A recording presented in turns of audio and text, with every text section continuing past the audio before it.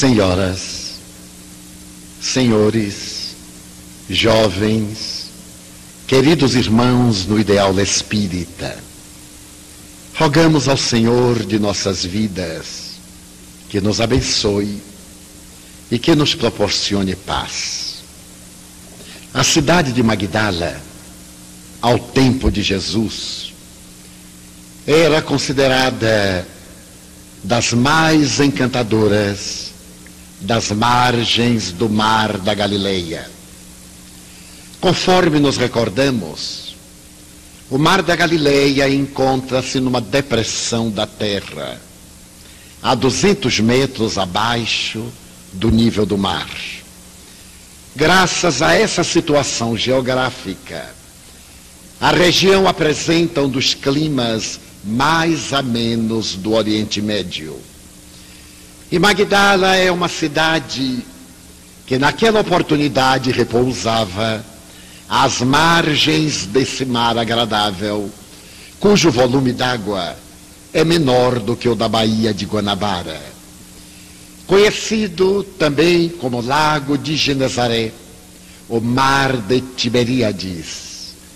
Esse volume d'água abençoa aquela região e é resultado do Rio Jordão, que vindo do norte, despeja as suas águas nessa imensa fossa e pela parte sul, ele deságua na direção do deserto para aquietar-se em uma outra depressão mais profunda, que é o Mar Morto, a 400 metros abaixo do nível do mar Mediterrâneo. Magdala era uma cidade que se tornou famosa. Ali esteve 2 vezes a rainha Cleópatra do Egito, para beneficiar-se do seu clima agradável nos dias tórridos do verão na sua pátria.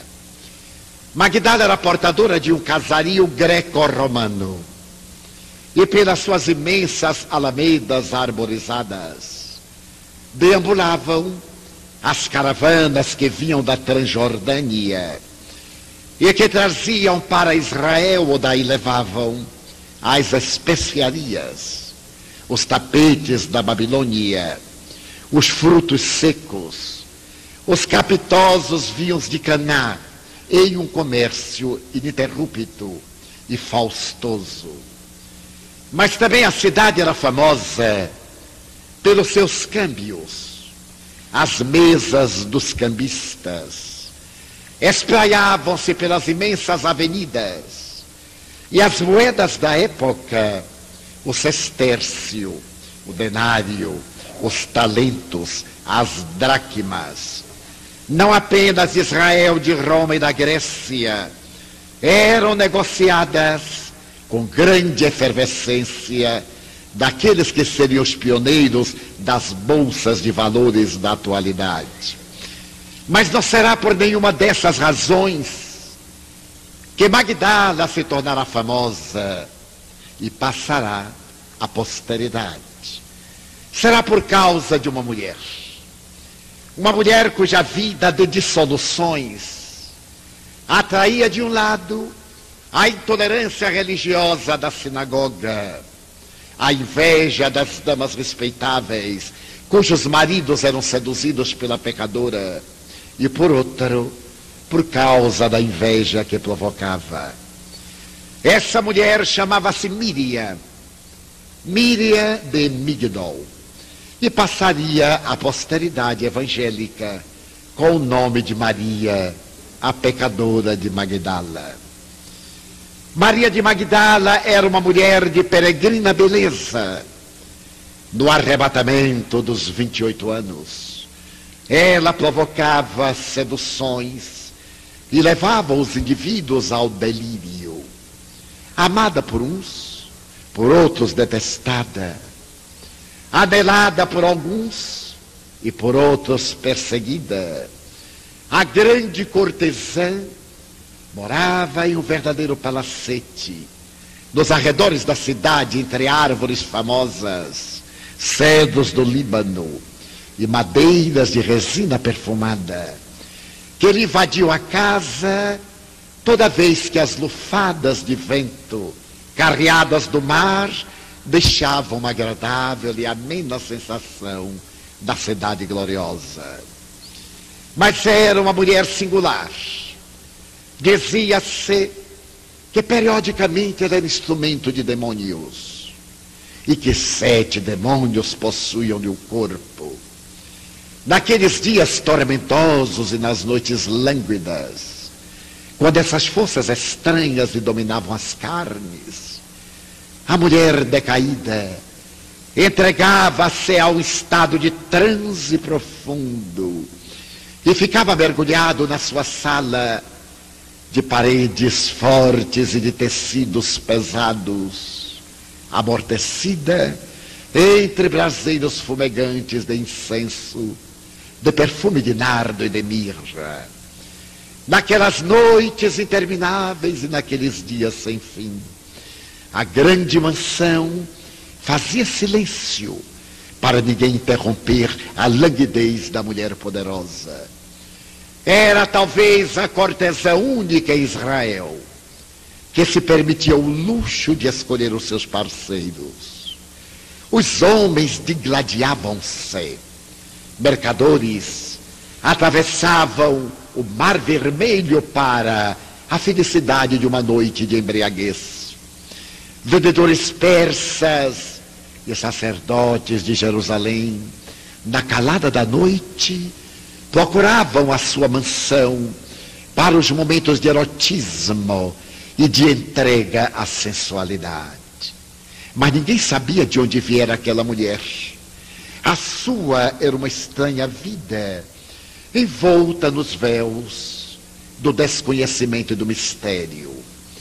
Foi numa dessas noites especiais, quando ela estava reclinada no triclínio, no silêncio mortal, e os braseiros fumegantes pareciam desenhar fantasmas na sala escura clareada pela lua que penetrava pelo retângulo aberto no teto, que aconteceu algo especial.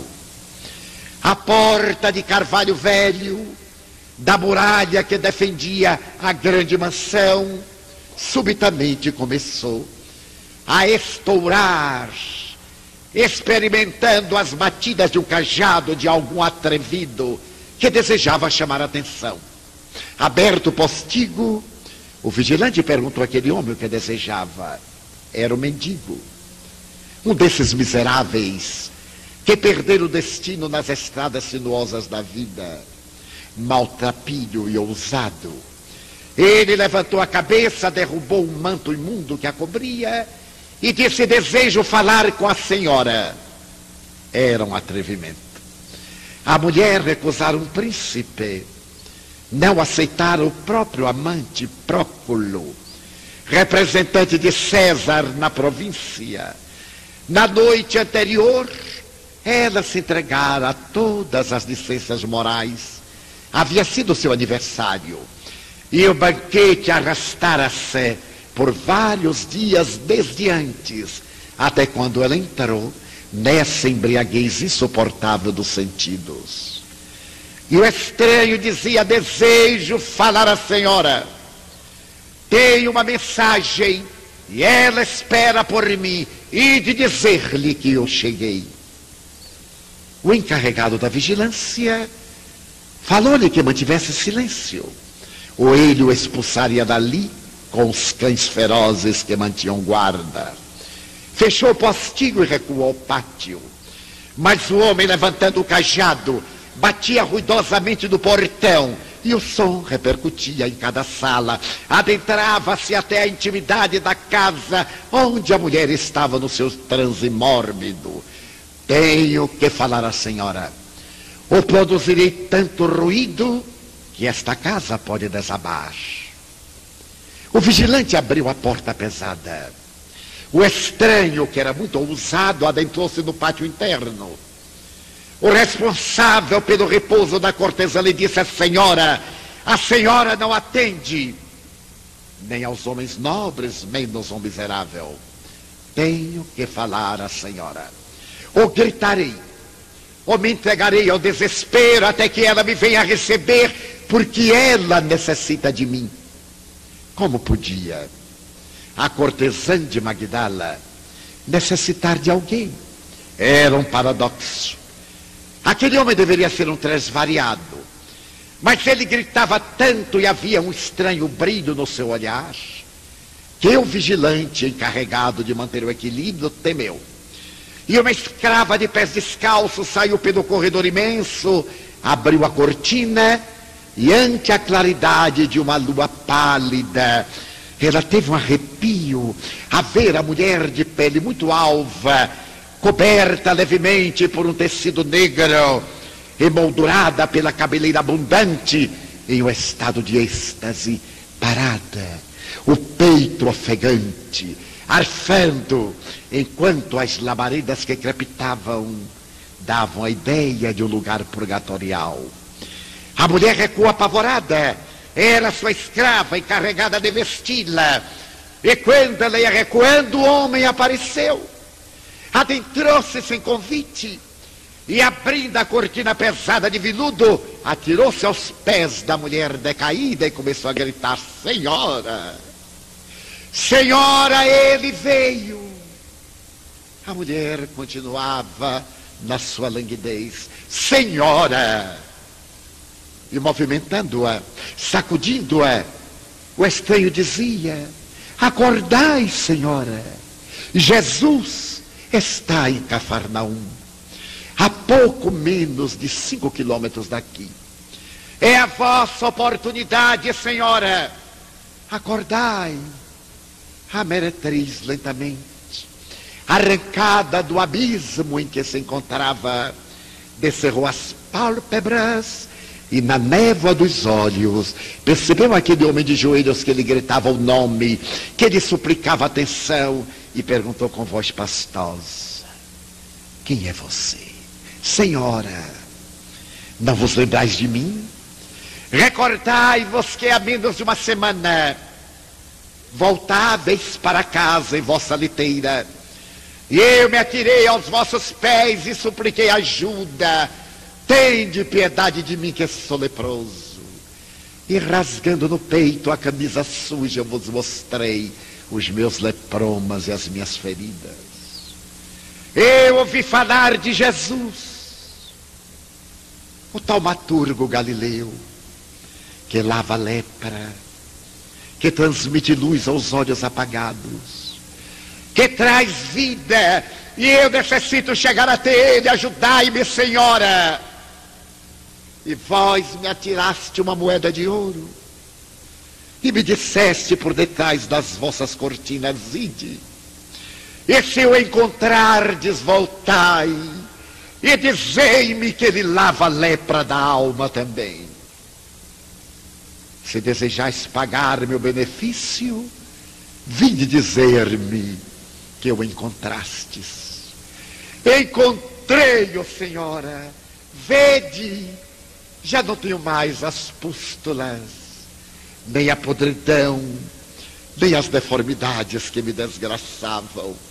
Eu venho dizer-vos que Jesus está ali, na praia do outro lado, na casa de um certo Simão Bar Jonas, que é um pescador, em cujo lar ele estabeleceu a sua residência. E de vê-lo, ele não dorme nunca 2 noites seguidas no mesmo lugar. É hoje, Senhora, que o plenilúnio adorna a terra de claridade.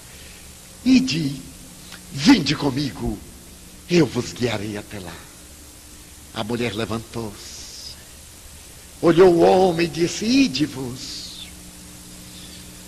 Que pode fazer ele por mim? A lepra de fora, muitos profetas de Israel também sararam, mas a minha é uma lepra interior tão profunda que ninguém é capaz de retirá-la. Senhora, Jesus é diferente. Ele come com os pecadores, ele dialoga com aqueles que são os réprobos. Eu vi falar com aqueles que são detestados e perseguidos. Vinde, Senhora, por favor. A mulher estava hesitante. Ele ergueu a Senhora. Vinde, Jesus vos espera. Algo me diz na alma que ele vos espera. E imediatamente bateu palmas.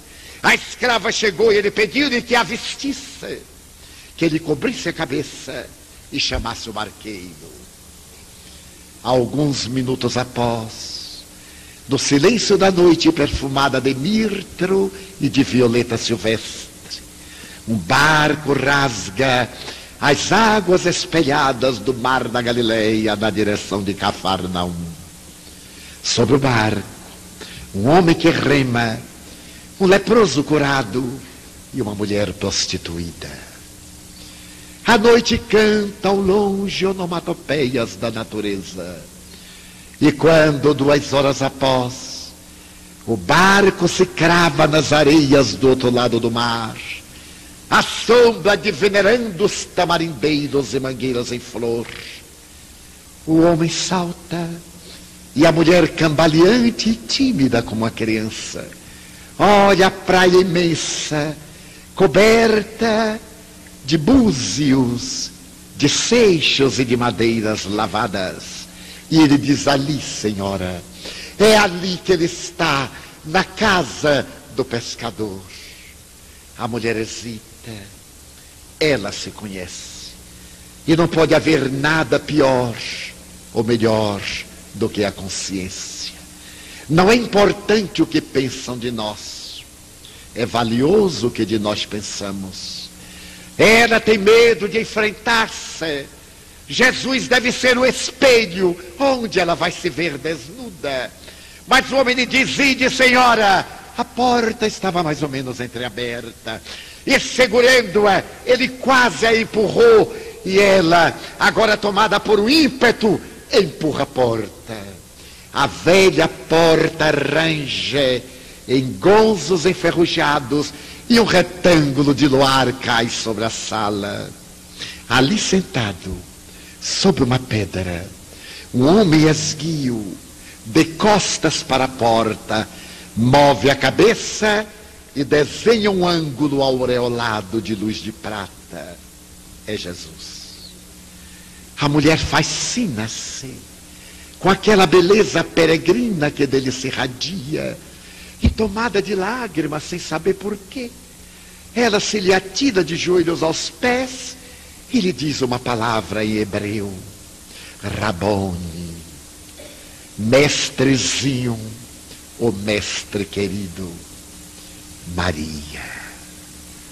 Senhor, tu me conheces? Oh, Maria, eu sou o bom pastor. Eu conheço as minhas ovelhas todas, uma a uma. Não te surpreendas, pois, de dizer-te Maria.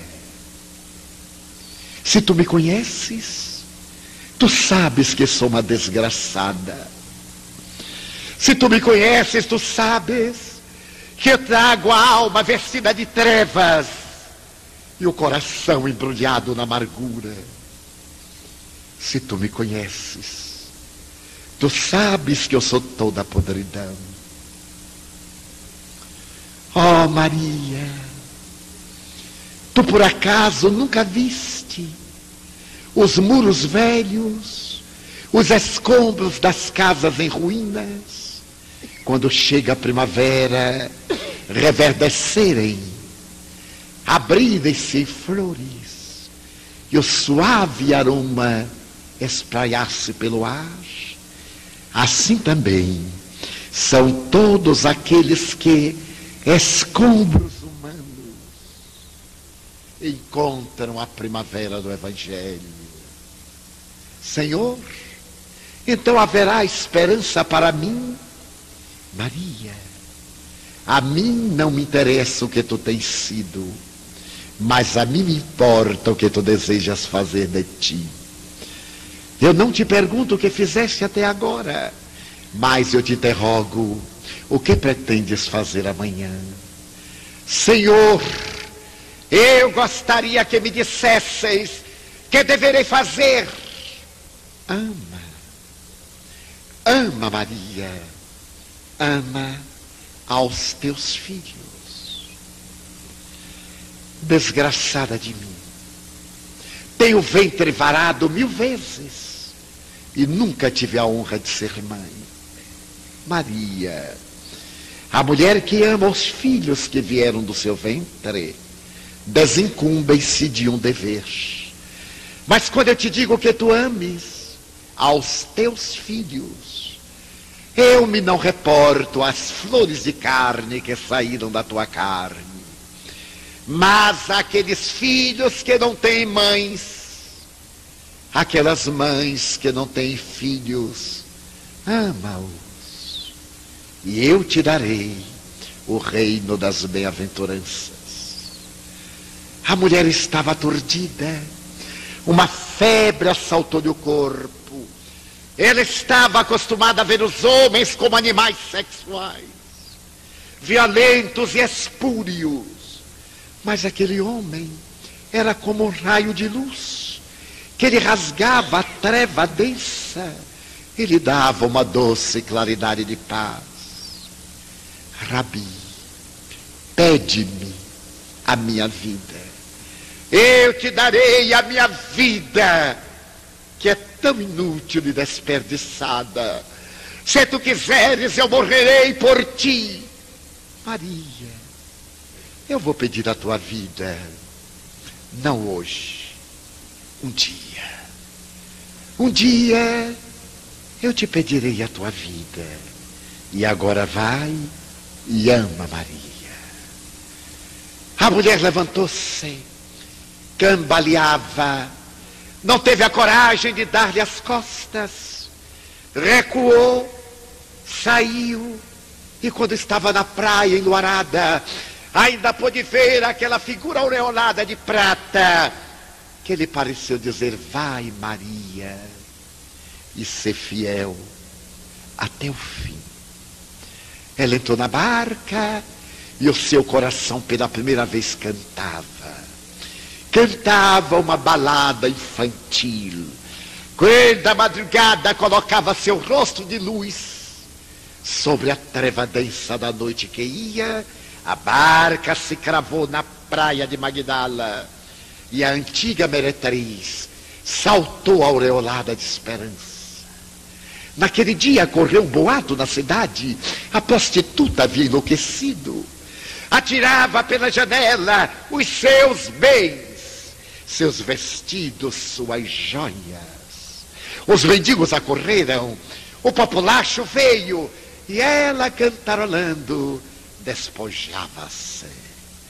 Reservou-se apenas um vestido, aquele com o qual perdera a virgindade, um vasilhame de alabastro que guardava um perfume de nardo especial, que era presente de sua mãe. Saiu e desapareceu no dia. Ali próximo, em uma outra cidade, havia um homem excêntrico. A humanidade sempre teve pessoas excêntricas. Esse homem era fariseu, era cumpridor da lei de Israel, e se permitia o luxo, já que era muito rico, de hospedar pessoas notórias e notáveis. Todo indivíduo célebre que passava pela sua cidade, ele oferecia um banquete para apresentar aos seus amigos. Em realidade, ele não homenageava a ninguém. Ele se engrandecia através das pessoas nobres. Até hoje é assim. Aqueles que parecem estar homenageando as pessoas notáveis estão colocando-se ao seu lado para brilharem também. E ele preparou um banquete e convidou um estranho taumaturgo que andava pelas estradas, falando de um reino especial, cujas fronteiras não estavam na terra e cujas dimensões eram do sentimento. Ele havia convidado esse homem de Nazaré, ou de Judá, ou da Galileia, ninguém sabia exatamente, para almoçar na sua casa. Mas convidara também os seus melhores amigos para recebê-lo. E quando o sol dardejava sobre a terra, em uma alameda imensa, que dava acesso à casa palaciana, à porta de entrada estava Simão, o excêntrico, acompanhado de servidores, de convidados e de escravos. Jesus havia recebido o convite para almoçar na casa de Simão. E para surpresa dos seus amigos, ele aceitou, o que não era comum. Acompanhado de Pedro, Tiago e João, ele veio caminhando estoico e lirial. E quando chegou à ala de acesso, no patamar imenso de entrada do hall, Simão curvou-se, as suas vestes alvas. Ele, como fariseu, era muito cuidadoso com a aparência e apresentou num gesto bem estudado a entrada que conduzia ao refeitório. Ali estavam os triclínios, que eram divãs baixos romanos, para que as pessoas reclinadas pudessem comer. A festa era opípara, músicos adrede contratados, com pífaros, tambores, com todos os instrumentos regionais, tocavam, e mulheres seminuas bailavam a dança dos 7 véus. Jesus naturalmente adentrou-se, Simão apontou-lhe um divã e ele reclinou-se. Os escravos abaixavam-se, apresentavam-lhe peixe defumado, tâmaras secas, ameixas especiais e passas, especiarias do Egito e da Babilônia. Frugal, ele apenas tocava numa que outra. A festa estava no auge, e Simão estava estuante de vaidade. De vez em quando olhava o Galileu e reconhecia que ele era diferente. Havia algo, ninguém saberia definir exatamente o que daquele homem se irradiava. Quem o visse não ficaria neutro, odiava-o ou amava-o. Assim são os grandes líderes, odiados ou amados. Nunca ninguém fica frio diante deles, indiferente. E Jesus continuava. Inesperadamente ouviu-se um vozerio que se adentrava pela casa, um bulício. Simão levantou-se, os escravos corriam aturdidos e apareceu a meretriz. À porta do banquete, Simão ficou estarrecido, porque ela era muito conhecida. E ficou envergonhado. Como é que aquela mulher, cujas pegadas no chão deixavam marcas de desgraça, atreveu-se a entrar na sua casa nobre? A mulher atrevida olhou em volta, com aquele desacato de quem não tem nada a perder, correu os olhos e adentrou-se violenta na direção de Jesus. Simão quis expulsá-la, chamou o mordomo, e quando ele olhou para a mulher, ela também o olhou. Simão era um hipócrita. Ele falava de virtude, mas era cliente dela. Ele pregava a pureza, mas no silêncio da noite, coberto de um manto escuro, ele frequentava o bordel. E ela, que não tinha nada a perder, olhou para ele para desafiá-lo e desmoralizá-lo de público. Simão sentou-se envergonhado e irado. E a mulher agora, tomada de emoção, pegou aqueles pés cansados da estrada, não lavados, e começou a chorar. Abriu o vasilhame de alabastro, retirou o perfume, começou a passar dos pés, a enxugá-lo com os cabelos da cor de ouro fulvo. E o frenesi. E Simão olhou para Jesus, houve o estacato, um silêncio cruel. E ele começou a pensar, deve ser um hipócrita. Ele é um mistificador. Se ele fosse profeta, ele saberia que aquela mulher que está aos seus pés é uma meretriz, e a expulsaria daqui. Claro que Simão não ia dizer isso, mas ele pensava. Olhava para Jesus irado, porque fora o motivo do escândalo, e estava maldizendo o peregrino a quem convidara. Jesus continuava impertérrito e plácido. Subitamente, olhou para Simão e sorriu. Simão era pusilânime, sorriu também. E Jesus lhe disse: Simão, Eu sei que tu és um negociante próspero. Oh, Senhor, era o ponto fraco de Simão. Não é verdade, eu não sou tão rico como falam. Não, eu não te disse que tu és rico. Eu disse que tu és próspero e és um bom negociante. Mais ou menos, Senhor, mais ou menos. Tu também sabes como são os valores. Sim, sim, claro, eu trabalho com dinheiros. Simão, quando eu cheguei, tu me esperaste à porta. Sim, assim manda a lei. Mas tu não me beijaste, como manda a lei. E esta mulher, desde que chegou, me beija os pés. Tu não me deste as águas para as abluções, como recomenda a lei. Mas esta mulher, com lágrimas, me lava os pés. Tu não me deste a toalha de linho para enxugar o suor, mas com seus cabelos ela enxuga a planta dos meus pés. Eu te digo, mulher, por muito amares, os teus pecados te são perdoados. Sabes por quê, Simão? Porque havia um homem que tinha 2 devedores. Um lhe devia uma alta soma, 500 denários, e o outro lhe devia uma importância ridícula, apenas alguns talentos.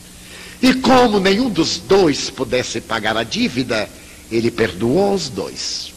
Então eu te pergunto, qual aquele que mais o amou? Oh, mas isto é fácil. Aquele a quem mais ele perdoou. Disseste bem. Por muito amares, mulher, tu estás perdoada.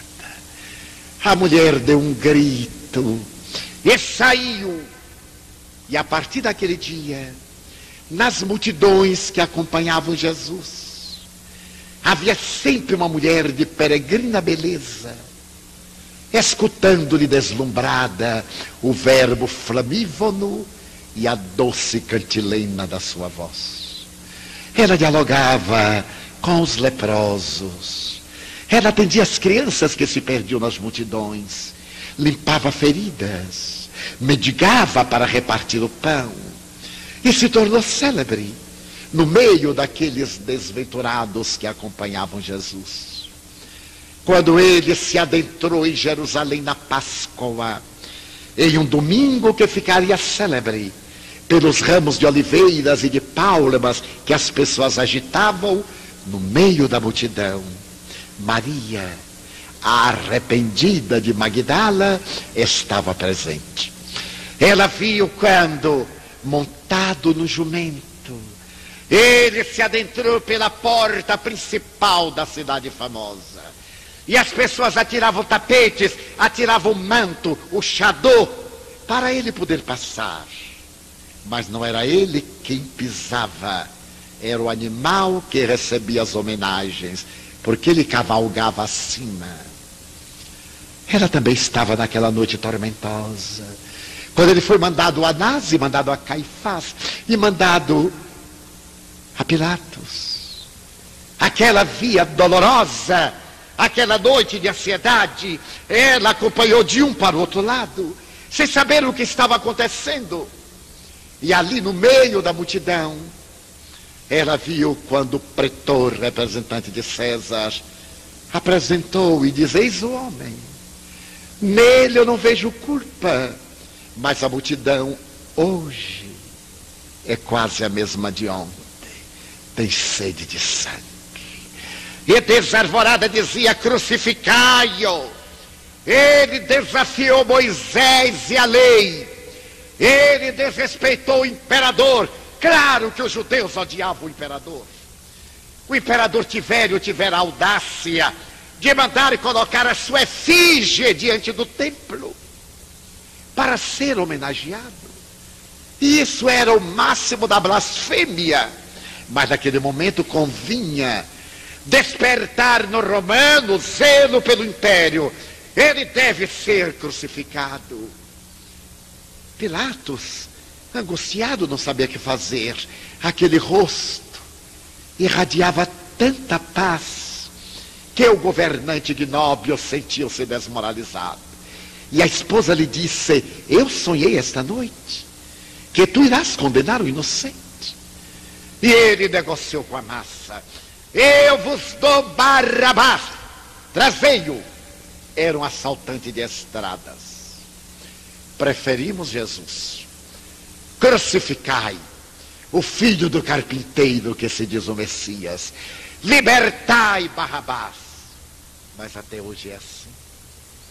Aí estão a promiscuidade, a venalidade, o escândalo, o suborno, o crime, a corrupção. E nós temos vergonha de proceder bem. Quando a pessoa tem boa conduta, esconde. Quando se exibe nas manchetes e no high society, poder-se-ia dizer que é um grande triunfador porque é ladrão, porque é desonesto, porque é corrupto. E quando atinge o estrelato, o rio de lama que levou ao pódio da glória, com exceções, é uma vergonha, mas nós aplaudimos, porque é a nossa imagem que nós estamos projetando. E foi assim que ele foi açoitado 70 vezes.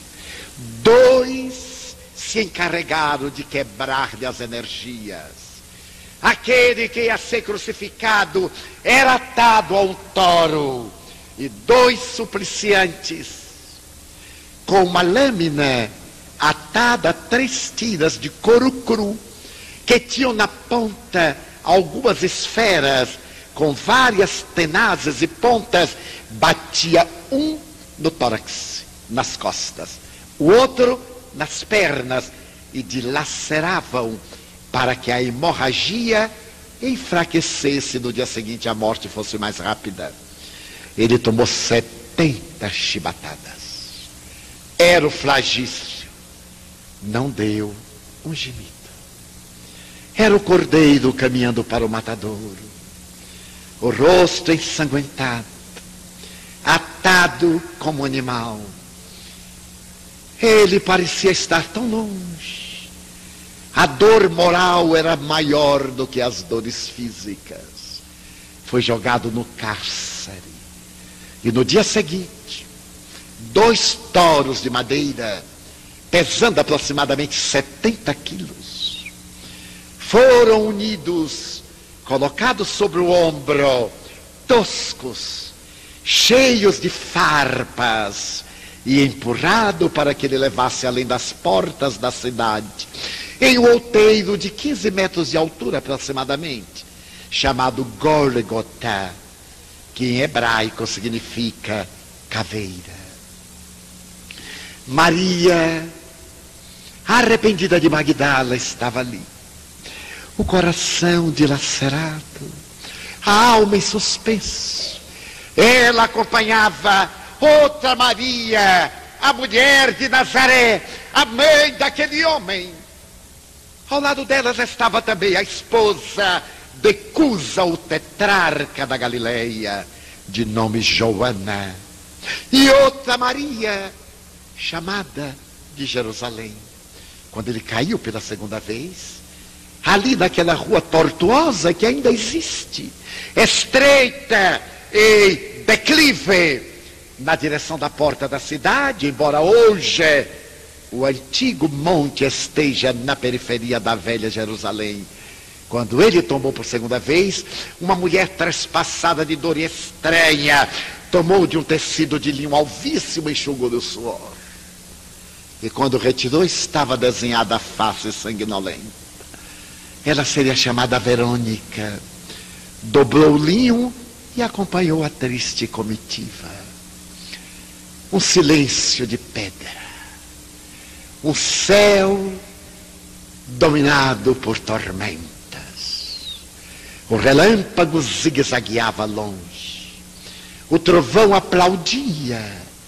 E as nuvens densas desenhavam a tormenta macabra. Chegaram ao aclive do monte. Estenderam-lhe os braços grosseiramente.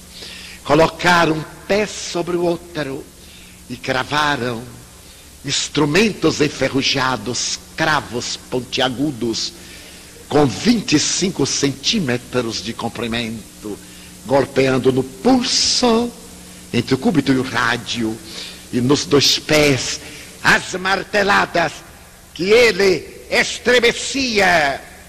Sobre a cabeça lhe haviam colocado uma coroa de espinhos de rosas silvestres, tiradas da esterqueira, e ao cravarem-nas, ele contraiu tétano. E de quando em quando ele tinha um tipo de convulsão. Com 2 forquilhas pesadas, ergueram a cruz. Ele pesava entre 60 e 65 quilos. Era magro, frugal. E quando o corpo derreou, as farpas entraram-lhe pelas costas até os pulmões, e nos ombros, e nos braços. E ele teve uma expressão de angústia. A tormenta começou a ameaçar. E ele ali estava, e Maria de Magdala, abraçando aquela mãe crucificada na dor invisível, chorava copiosamente. Foi quando a mulher-mãe, não suportando mais, gritou: meu filho, que te fizeram os homens? Ele moveu a cabeça, olhou aquele grupo de adversários gratuitos, aquele magote de amigos, 5 mulheres, e João foi o único homem, um rapaz de 16 para 17 anos.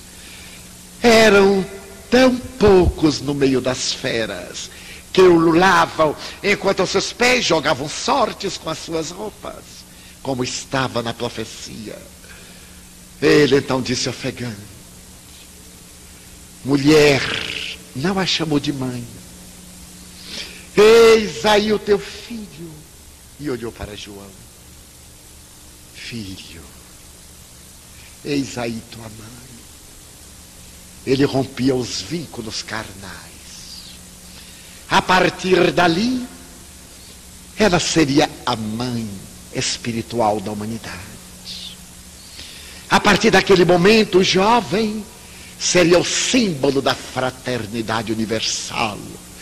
Era necessário saber que somos todos irmãos, filhos do genitor divino. Então ele deu um grito: Eli, Eli, lama sabachthani, no dialeto hebraico: Senhor, Senhor, tudo está consumado. A cabeça pendeu, o corpo cedeu e a tempestade tomou. Ninguém pode imaginar o que foram aquelas horas pós-tragédia. As grandes dores não podem ser descritas, têm que ser vividas, porque cada um vive de forma especial na sua emoção. Voltaram amedrontados para a casa da última ceia. Outros foram para a casa da mulher Maria de Jerusalém e ficaram apavorados. Os boatos diziam que todos iam ser crucificados. E aqueles homens quase analfabetos, uns eram pescadores, outros eram agricultores. Um deles, que era o mais erudito, chamado Judas, da cidade de Quérios, que era o mais intelectual, foi o que o traiu. 11 eram galileus, um era judeu, o traidor. E eles não sabiam o que ia acontecer, tinham medo de sair na rua. Por fim, na terceira madrugada, aquela mulher que ainda preservava um pouco de nardo, Pedro e João e outras mulheres resolveram embalsamá-lo. Iriam desafiar a lei. Sabiam que o sepulcro estava com soldados colocados por Herodes para impedir que ele roubasse o cadáver. Ele se atreveu a dizer que voltava 3 dias depois. E era necessário desmentir, até mesmo roubar o cadáver e ocultá-lo, para desmentirem-no. Então os 3 foram, antes que o dia desse gargalhadas de luz, quando a madrugada chegasse. E quando lá chegaram, tiveram uma grande surpresa. As sepulturas eram, e ainda prossegue alguma parte de Israel, cavadas na rocha viva, em uma antecâmara, onde se velavam os doentes, os mortos, e a câmara principal, onde era aberta uma fossa na pedra, onde se colocava o cadáver enfaixado de pé. Uma pedra mó, pesada de moinho, vedava a entrada. Ele foi sepultado abaixo, na outra câmara, em uma abertura feita no coração da rocha. Quando os três chegaram, a pedra estava movida. Eles entraram e olharam lá. Estava o manto de linho de 2,20 metros, que cobria, que o vestia exteriormente, e aquele que amarrava o queixo, como durante muito tempo se usou. Ali estavam, menos ele. Também não estavam os soldados. E os três ficaram aturdidos. João desceu correndo para dar a notícia, e ela ficou a sós. Ali, naquele outeiro, havia rosas silvestres vermelhas. Era o lugar de José de Arimateia, que cedera o seu sepulcro novo para o desconhecido a quem ele amava. E ela saiu aturdida, e vendo um homem de pé, de costas, ela gritou, devia ser o jardineiro: Senhor, para onde levar o meu senhor? Ele voltou-se, e ela teve quase um delíquio. Era Jesus. Rabone, a mesma palavra. Mestre querido. Maria. Ela correu: não me toques. Ainda não estive com meu pai. As tradições dizem que ele foi às regiões profundas de sofrimento buscar Judas. A Igreja Católica narra no credo que ao terceiro dia ele desceu aos infernos. A tradição espiritista diz que ele foi às regiões umbralinas para buscar o companheiro equivocado, que depois do grande crime da traição, cometeu um crime pior, o suicídio. E voltou impregnado da energia deletéria. Não me toques.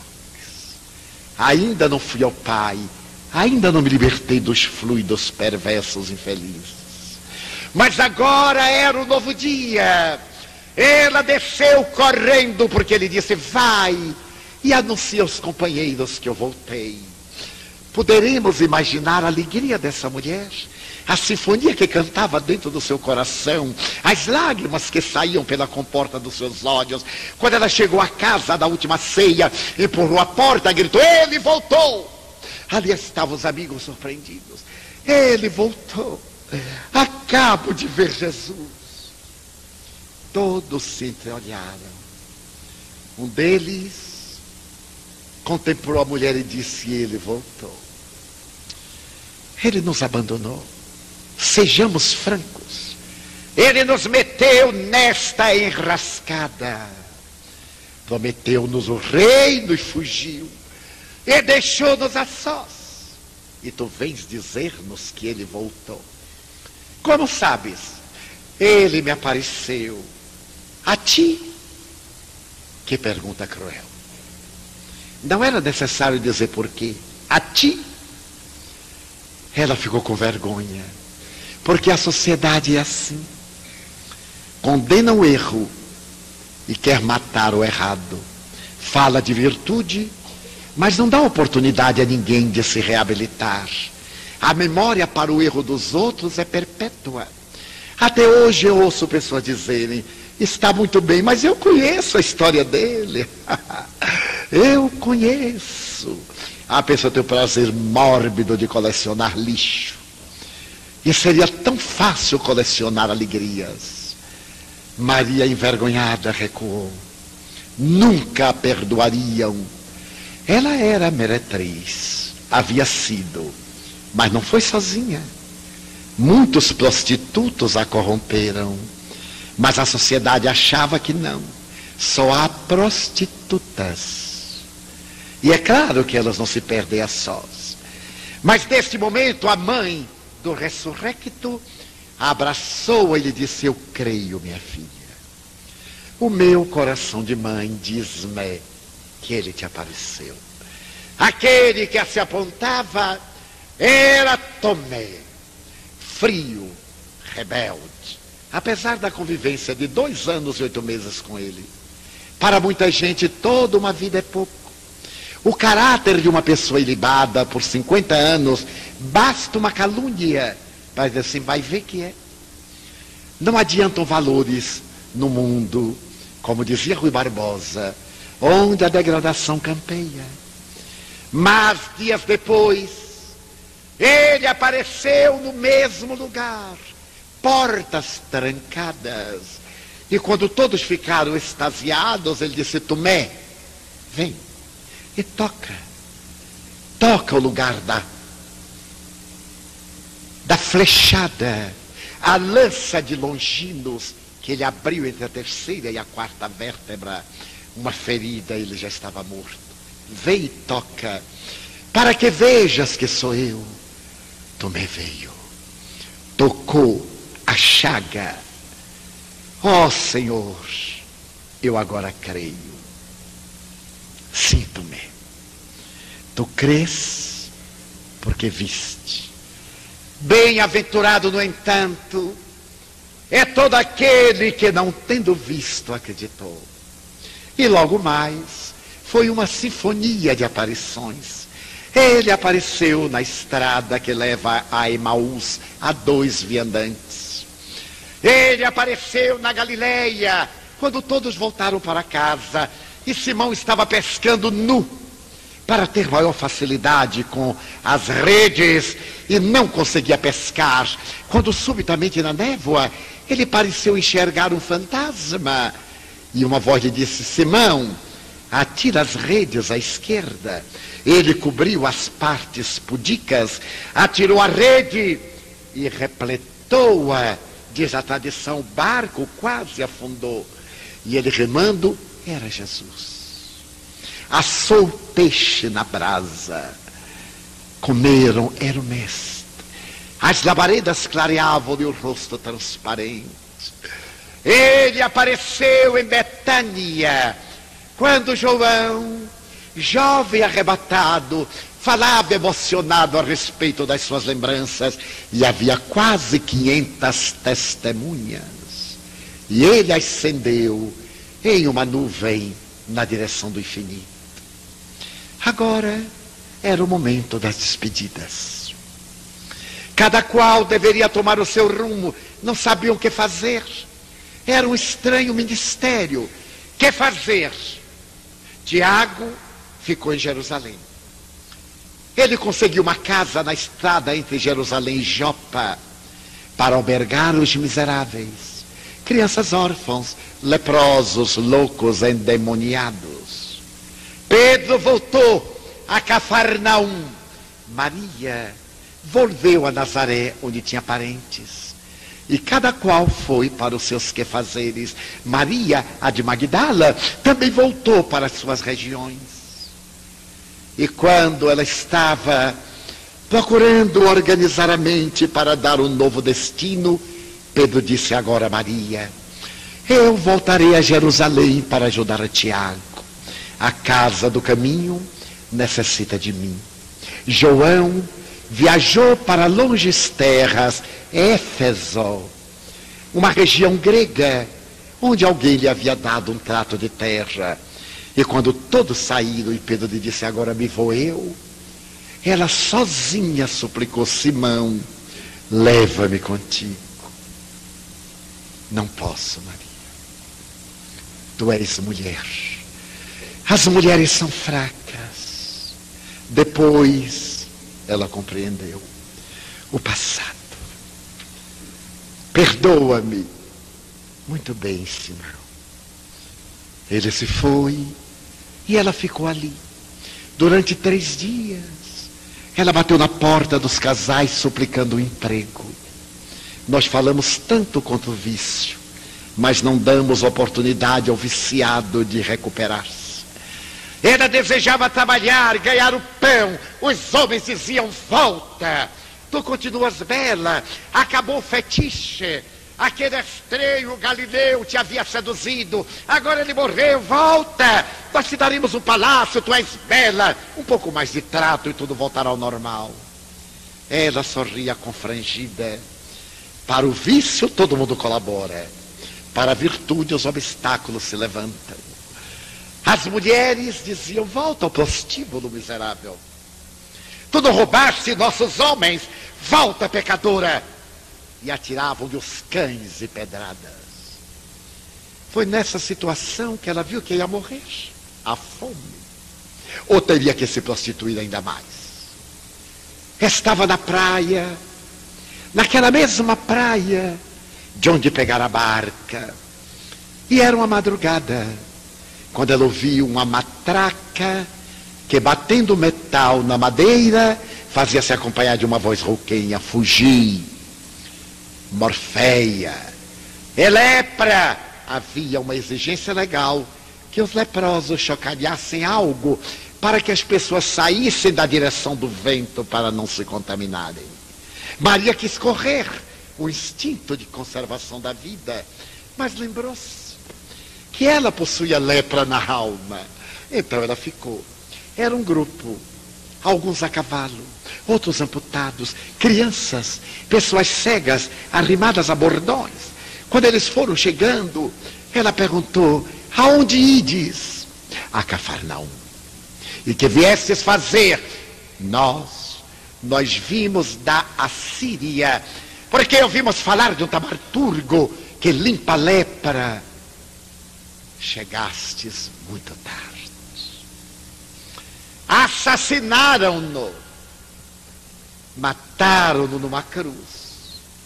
Então ela viu aqueles rostos amargos desenharem o desencanto. Alguns saltarem do animal e chorarem, as mulheres estreitarem os filhos. E ela disse: não choreis, ele se foi, mas nos prometeu a vida. O corpo é uma massa que se decompõe. A alma é um cisne de luz que pode voar. Então ela se lembrou do sermão da montanha. Ele falou que são bem-aventurados os que choram, os que sofrem, os que têm sede de justiça, os repudiados. E ela percebeu que estava falando sobre ele. Falava em torno dele, cantava o seu nome e falou-lhes. Comeu um pedaço de pão de mãos leprosas, atravessou a noite do dia seguinte.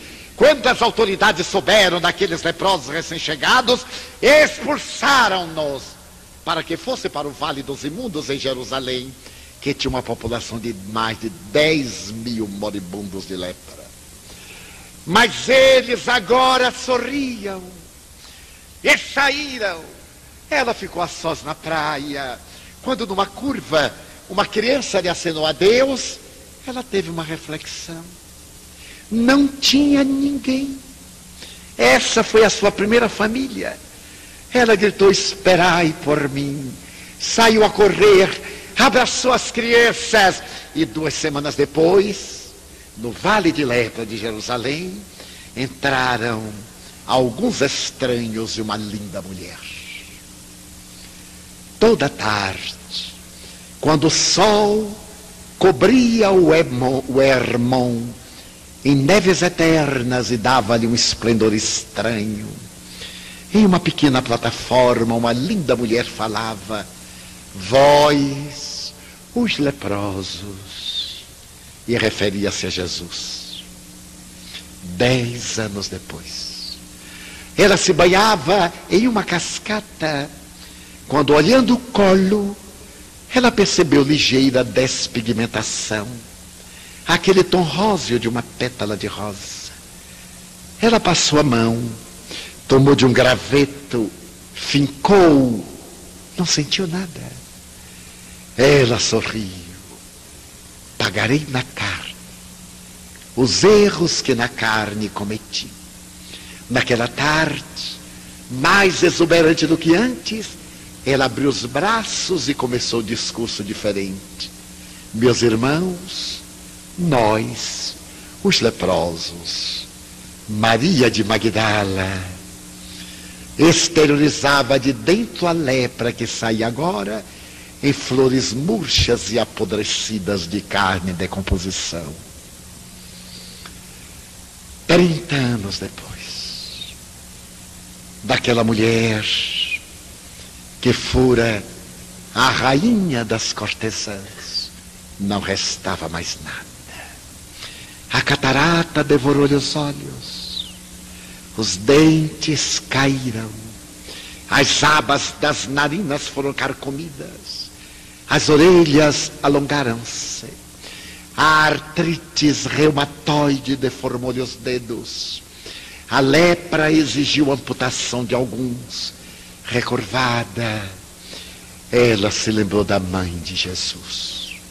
Sabia que ia morrer, mas não desejava morrer sem ver aquela que é a mãe da humanidade. Então ela disse aos seus: eu tenho que ir. A senhora mora em Éfeso. Eu desejo vê-la pela última vez com os apagados olhos da carne. Orai por mim. Pediram-lhe para que não fosse. As imensas estradas, a canícula. Mas ela disse: é o meu último desejo. Despediu-se. E arrimada a um bordão, começou a longa jornada. Viajava à noite, repousava sob as árvores durante a canícula do dia. Crianças atiravam-lhe pedaços de pães ázimos e outros alimentos à distância, e algumas pedradas também. E ela foi. Éfeso estava ali, às portas da cidade. As febres dominaram-na e ela caiu em delírio. Alguém passando viu aquele corpo trajado pronunciando João. Maria de Nazaré correu e foi até o aclive onde morava João, em uma casa que passou a ser chamada a Casa da Santíssima, porque a veneranda mulher que ali morava havia um dia atendido a um leproso, e ele disse: senhora, vós sois a mãe do nosso Senhor e sois a mãe santíssima dos desgraçados. Maria Santíssima desceu, recolheu aquela mulher alquebrada, levou-a, colocou-a num catre e durante 2 dias e 3 noites velou. Ela não recuperou mais a lucidez. Na madrugada seguinte, ela sentiu uma queda súbita e flutuou no ar. Estava leve. Ela reviu-se conforme era na sua juventude antes da ilusão. Estava fremente de júbilo. Percebeu o corpo apodrecido, encarquilhado, a mãe de Jesus recurvada, chorando, e João cobrindo-a. Naquele momento, ela teve a impressão de que uma vaga, um zéfiro, um vento brando carregou-a nos braços do ar e depositou-a nas praias de Cafarnaum. Naquela mesma praia onde ela tivera a ocasião de conhecer o Mestre na noite inesquecível. Maria sentiu-se leve e, olhando o mar espelho na madrugada que estava agora irisada de luz, ela viu que uma claridade específica flotava sobre as ondas. Acercava-se, ela apurou os olhos, desenhou a figura humana, esguia, as vestes até os pés. Era Jesus. Ela correu, adentrou-se, e quando se encontrou, ele segurou-lhe as mãos com as chagas nos pulsos. Ele disse: Maria, tu foste fiel até o fim. Tu disseste que me davas a tua vida e eu a aceito. Agora repousa, para que te possa coroar no reino de meu Pai. Ela ascendeu nos braços do amado, e uma canção angelical, em vozes, continuou trauteando a música sublime. E naquela noite, quando o astrólogo persa olhou os céus, ele percebeu uma claridade imensa e acreditou que era uma estrela novíssima. Não era. Era Maria de Magdala, a pecadora arrependida, entrando no paraíso. Quantas Marias de Magdala e homens de Magdala existem no mundo? Para mim, é o maior exemplo de conversão da humanidade. Paulo era puro e permaneceu. Maria era um pântano que se cobriu de lírios alvinitentes. Maria realizou uma revolução tão grandiosa que mereceu ser a portadora da ressurreição. Jesus não apareceu à sua mãe, a quem amava, nem a João, que era o discípulo preferido, nem a Pedro, a quem ele entregara o rebanho. Apareceu à pecadora, para nos dizer a nós, pecadores que somos, que a nossa felicidade depende da nossa transformação moral, que todos erramos, sem exceções, a única foi ele. Que errar é um fenômeno normal, biológico, filosófico e psicológico, mas reabilitar-se do erro é um dever ético. Todos podemos e caímos, mas levantar-nos da queda é o impositivo da evolução. Lembrei-me há pouco de Maria de Magdala e recordei-me destes dias tumultuosos, destes dias difíceis, que nos impedem quase de seguir a Jesus. E recordei-me de que o Espiritismo é Jesus voltando para nos reabilitar. É a fé raciocinada e pura para provar a imortalidade, a fim de termos a certeza de que viveremos depois da disjunção cadavérica. Recordei-me de Maria de Magdala, porque vivemos a hora desafio e temos vergonha de ser bons cidadãos no momento de tanta corrupção e iniquidade. Rui Barbosa dizia, de tanto ver a iniquidade, o cidadão tem vergonha de proceder bem. Mas Jesus veio para que nós tivéssemos vida, e vida em abundância. Conseguir essa vida é beber da sua palavra alcandorada o sublime licor da verdade que não embriaga. É termos a coragem de ser bons pais, bons filhos, bons parceiros, cônjuges fiéis, bons amigos, servidores que se desincumbam dos seus deveres, patrões que sejam equânimes com os seus funcionários. Sermos gente, será pedir muito que voltemos a ser gente, que não sejamos mais o lobo um do outro, como diz a Divina Comédia, o homem lobo do homem, que voltemos a ser gente. Nós já tentamos a guerra, não deu certo. A traição, o crime, a infâmia, a perfídia, o vício. Será que poderíamos começar a tentar o amor? O amor que não pede nada, o amor que apenas doa. Esta é a mensagem nova. No dealbar de um novo milênio, a mensagem é esta: seja você quem ama e não tenha constrangimento de amar. Seja você quem perdoa e não fique envergonhado de perdoar. Seja você quem dá uma nova chance e não fique constrangido em concedê-la. Seja você quem estende a mão para abraçar neste mundo de mãos que somente apedrejam. Seja você a manifestação de Jesus no mundo, para que todos saibamos que somos seus discípulos.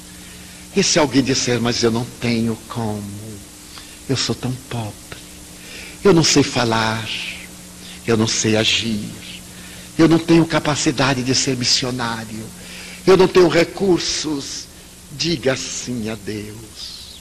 Eu gostaria, meu Deus, eu gostaria de ser uma Via Láctea de estrelas, para que as noites da terra fossem mais belas. Mas na minha pequenez, eu te digo desta vez, se eu não puder ser um sendal de ástaros, deixa-me ser um pirilampo na noite escura, iluminando a amargura de quem anda na escuridão. Eu gostaria de ser a chuva generosa, que caísse sobre a terra porosa e reverdecesse o chão. Mas se eu não conseguir, deixa-me ser um copo com água fria, para matar a sede, a agonia de alguém na desesperação.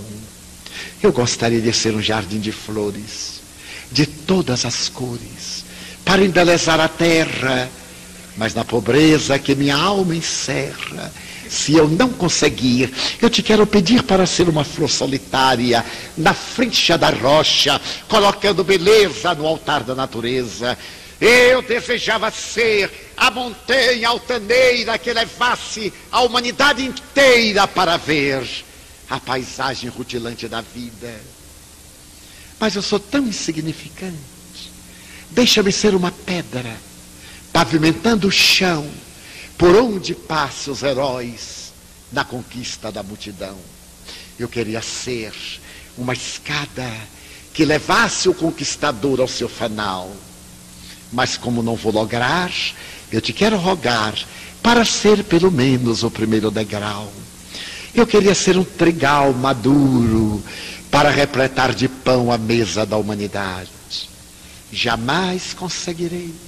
Então eu te suplico para ser um grão que, caindo no chão, me multiplique no milhão e cubra da humanidade a mesa com a dádiva do pão. Eu queria, Senhor, ser um pomar de árvores frutíferas e generosas, mas não lograrei. Então eu te pedirei para ficar à sombra na estrada, para quando alguém passar pelo meu caminho, eu lhe diga de mansinho: olá, meu amigo, aonde vais? E se ele olhar para trás e me perguntar: quem és tu? Eu lhe possa dizer: sou teu irmão, dá-me tua mão. Sou teu amigo, eu irei contigo. E lado a lado eu possa cantar: Senhor, eu gostaria de ser um cantor, um trovador, declamador, esteta. Eu queria ser um musicista, um artista, para falar da grandeza da tua obra. Porém me faltam esta, a magia, a poesia. Deixa-me pelo menos dizer-te: muito obrigado, Senhor, porque eu nasci. Muito obrigado porque eu creio em ti, pelo teu amor. Obrigado, Senhor, pela sua atenção. Muito obrigado, Senhor.